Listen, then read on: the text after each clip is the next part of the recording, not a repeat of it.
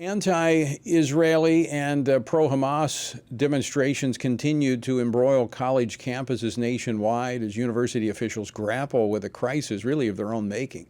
And the Biden administration struggles for a coherent response.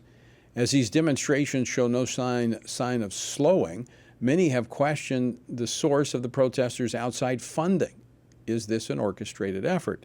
And has the time come for a congressional response?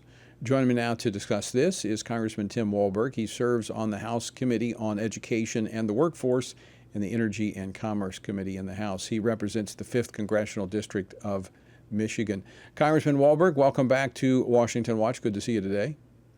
Tony, good to be with you. Appreciate just listening to some of the reports you just went through, especially with what Blinken had to say.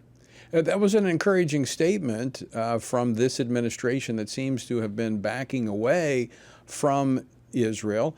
I wonder, and I'm going to pose this as a question, Tim, if they are beginning to see the results of their rhetoric, and maybe that startled them to see what's happening on these college campuses. Oh, absolutely. I think the lack of leadership coming from the top at the White House, that being President Biden, has enabled this to take place. This was the president who stood at his inauguration 3.5 years ago, and I sat there and I listened as he said he was going to be a president for all the people and he was going to unite this country. This country is divided more than ever. And now when we see what's going on with our closest friend in the Middle East, an ally, and the attacks on them, I think of the International Court, is unbelievable, as opposed to Hamas, who started this, who broke the ceasefire that was in place. And now college students are being allowed not simply to demonstrate, that's part of college life, demonstrations, but not violent, not demonstrations that make certain students, in this case Jews, feel for their lives and their academic careers. And even some who are not Jewish, but stand with their Jewish peers, afraid of doing so for fear that some propagandizing professor will knock their grades back.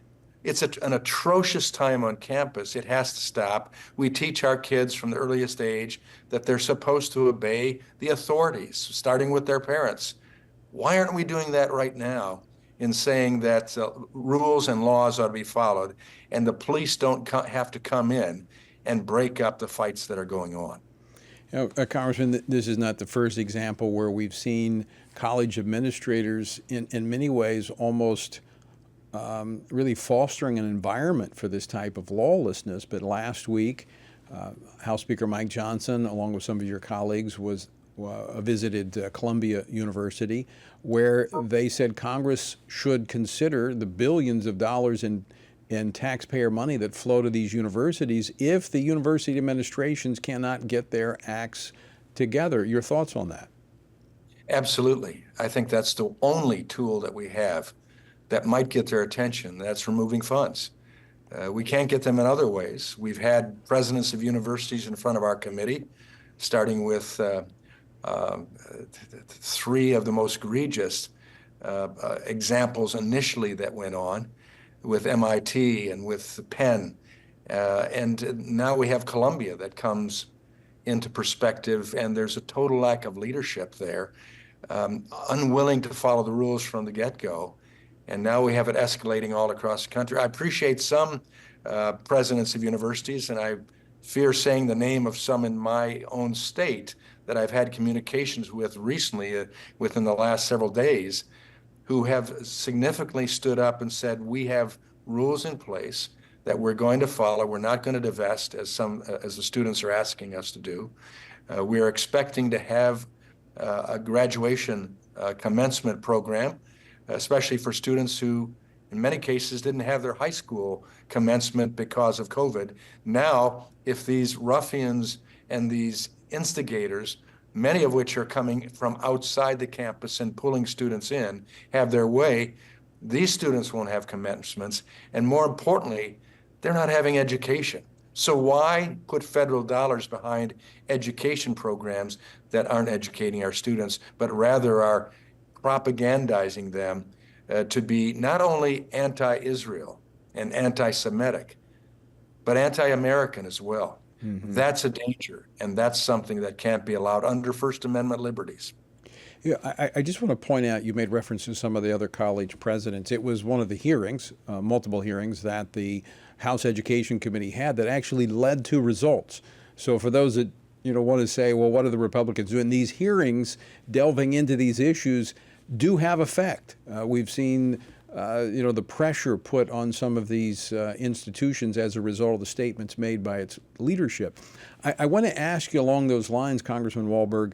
You said outside agitators that have come onto campus pulling these kids in. There's a lot of suspicion that money is being put into this effort to disrupt the college campuses, but to send to monopolize the media, get the media to focus on this and make this the narrative.